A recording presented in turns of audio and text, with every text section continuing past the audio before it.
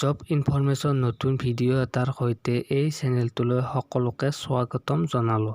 তো আজি এই ভিডিঅ'টোৰ জৰিয়তে এটা ৰিক্ৰুটমেণ্টৰ বিষয়ে আলোচনা কৰিবলৈ ওলালোঁ।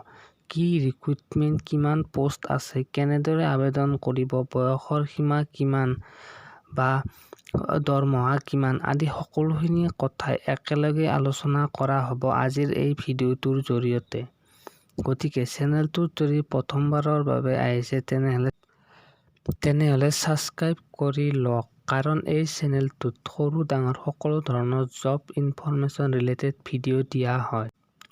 গতিকে বলকচোন আজি ওলোৱা ৰিক্ৰুটমেণ্টটোৰ বিষয়ে আলোচনা কৰোঁ।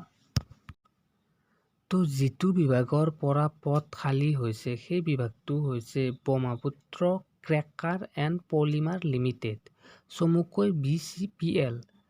তো এই BCPLৰ তৰফৰ পৰা কিছু পদ খোল খাইছে। কি পদ খোল খাইছে আদি সকলোখিনি কথা আলোচনা কৰিম। তো ইয়াৰ অফিচিয়েলি পেজখনতনো কি লিখা আছে সেইখিনি চাওঁ আহকচোন।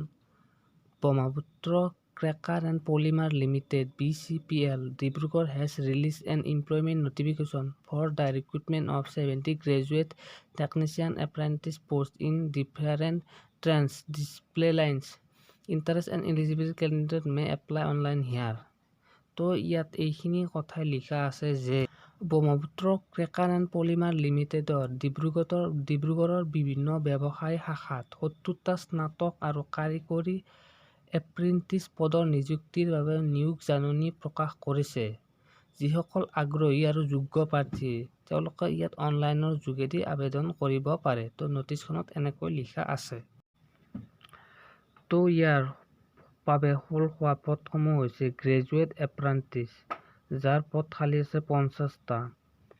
ইয়াৰ ডিচিপ্লিন উইথ ভেকেঞ্চি, যেনে মেকানিকেলৰ বাবে আছে 10টা পদ খালী, চেমিকলৰ বাবে আছে 12টা, ইলেক্ট্ৰিকেলৰ বাবে আছে 7টা, ইনষ্ট্ৰুমেশ্যনৰ বাবে আছে 6টা, টেলিকমৰ বাবে আছে 1টা, কম্পিউটাৰ চায়েন্স 1টা, চিভিল 3টা, কণ্ট্ৰেক্ট এণ্ড প্ৰকিউৰমেণ্টৰ বাবে আছে 2টা, হিউমেন ৰিচোৰ্চ PRCC মাৰ্কেটিঙৰ বাবে আছে 6টা, FAৰ বাবে আছে 2টা।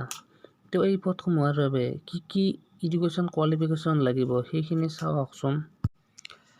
Others bachelor degree in respective trades of engineering with minimum 55% mark.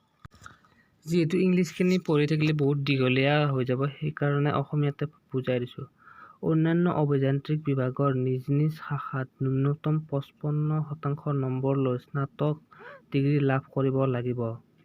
ইয়াৰ পিছত ঠিকা আৰু ক্ৰয় মেকানিকেল ইঞ্জিনিয়াৰিং স্নাতক ডিগ্ৰী লাভ কৰি ন্যূনতম 55% নম্বৰ লাভ কৰিব লাগিব।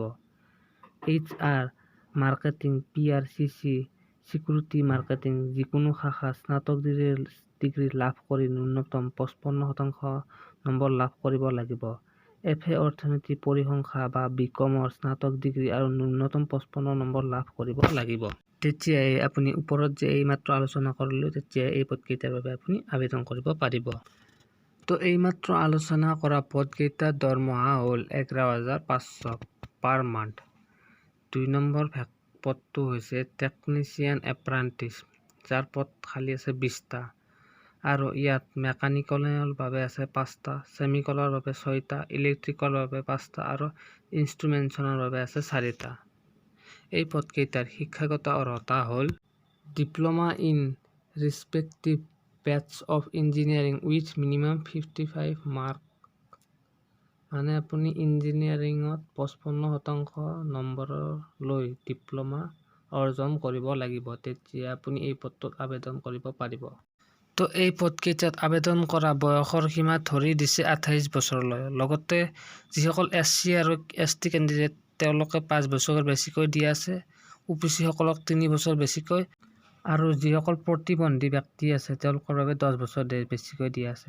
তো ভিডিঅ' ডেছক্ৰিপশ্যনত ইয়াৰ অফিচিয়েলি লিংক দিয়া আছে। আপুনি তাত গৈ যদি চাব বিচাৰে ইয়াৰ অফিচিয়েলি পেজখন তো চাব পাৰে।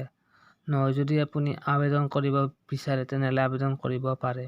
তো আজিৰ ভিডিঅ'টো আছিল ইমানখিনিলৈ। যদি ভিডিঅ'টো চাই ভাল লাগিল তেনেহ'লে লাইক কৰে যেন।